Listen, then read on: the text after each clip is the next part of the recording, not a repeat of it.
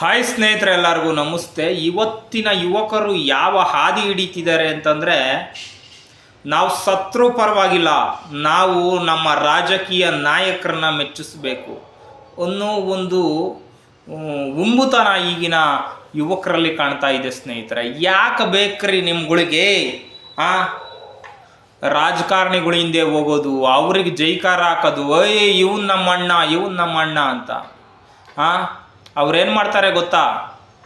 ನಿಮ್ಗೆ ಯಾಕೆ ಬೇಕು ಗೊತ್ತಾ? ಅವರೆಲ್ಲ ನಿಮಗೆ ಬೇಕಾಗಿರೋದು ಅವರು ಯಾವ್ದಾರ ಫಂಕ್ಷನ್ಗಳಲ್ಲಿ ಜನ ಸೇರ್ಸೋಕ್ಕೆ ಅಷ್ಟೇ. ಮತ್ತು ಏನಾರ ಒಂದು ಗಲಾಟೆ ಆದಾಗ ನೀವುಗಳಲ್ಲಿ ಹೋಗ್ಲಿಕ್ಕೆ, ಇನ್ನೊಬ್ಬನ ಜೊತೆ ಒಡೆದಾಡಲಿಕ್ಕೆ ಬೇಕಷ್ಟೇ. ಅದು ಬಿಟ್ಟು ಇನ್ನೇನಕ್ಕೂ ಬೇಡ. ನೀವು ನಿಮ್ಗೇನು ಕೊಡ್ತಾರ್ರಿ ಅವರು? ಹೋಗಿಬಿಟ್ಟು ನೀವುಗಳು ಯಾಕೆ ಹೊಡೆದಾಡ್ಕೊಂಡು ಸಾಯ್ತೀರಾ? ನಿಮ್ಗೇನು ಕೊಡ್ತಾರೆ? ಹೋದಾಗ ಹೆಗಲ ಮೇಲೆ ಕೈ ಹಾಕ್ಕೊಂಡು ಮಾತಾಡಿಸ್ತಾರೆ. ಅದಾದಮೇಲೆ ಇನ್ನೇನು ಕೊಡ್ತಾರೆ? ನೀವೇನಾರ ಒಂದು ಜಗಳ ಪಗಳ ಆಡ್ಕೊಂಡು ಹೋದಾಗ ಪೊಲೀಸ್ ಸ್ಟೇಷನ್ನಿಂದ ಏನಾರ ಒಂದು ಇನ್ಫ್ಲೂಯೆನ್ಸ್ ಮಾಡಿಸ್ಬೋದು ನೋಡಿ, ಅದೊಂದು ಮಾಡಿಸ್ಬೋದು. ಅದು ಬಿಟ್ಟರೆ ರಾಜಕಾರಣಿಗಳು ಏನರಪ್ಪ ಕೊಟ್ಟವ್ರೆ ನಿಮಗೆ? ಯಾಕೆ ನೀವು ಹೋಗ್ಬಿಟ್ಟು ಅವ್ರ ಹಿಂದೆ ಸುತ್ತೀರಾ? ಅವ್ರಿಗೋಸ್ಕರ ಇನ್ನೊಬ್ಬನ ಜೊತೆ ಜಗಳಕ್ಕೆ ಹೋಗ್ತೀರಾ? ಯಾಕೆ ಅವನಿಗೋಸ್ಕರ ಸಾಯ್ತೀರಾ ನೀವು? ಪ್ಲೀಸ್, ನಾನು ಕೇಳೋದೇನಪ್ಪ ಅಂತಂದರೆ, ನಿಮ್ಮ ಕುಟುಂಬಕ್ಕೋಸ್ಕರ ನೀವು ತ್ಯಾಗ ಮಾಡಿರಿ, ನಿಮ್ಮ ಕುಟುಂಬಕ್ಕೋಸ್ಕರ ಸಾಯಿರಿ. ಒಂದು ಅರ್ಥ ಇದೆ.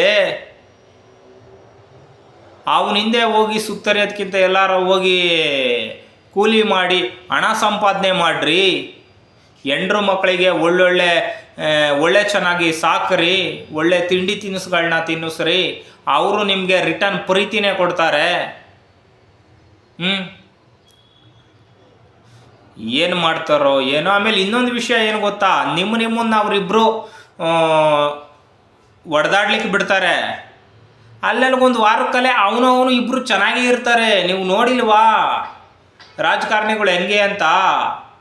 ಅವನು ಒಂದು 6 ತಿಂಗಳಿಂದ ಬೈದಾಡ್ತಾ ಇರ್ತಾರೆ. 6 ತಿಂಗಳಾದ್ಮೇಲೆ ಯಾವ್ದಾರ ರಾಜಕೀಯ ಲಾಭ ಆಗುತ್ತೆ ಅಂದರೆ ಇಬ್ಬರು ಕೂಡ ಒಂದಾಗ್ತಾರೆ. ಇಬ್ಬರು ಒಂದಾಗಿಬಿಟ್ಟು ಅವರಿಬ್ಬರಿಗೋಸ್ಕರ ಕಿತ್ತಾಡ್ಕೊಂಡ್ರೆ ನೀವು ಮಿಕಾಗಳಾಗ್ತೀರ ಅಷ್ಟೇ.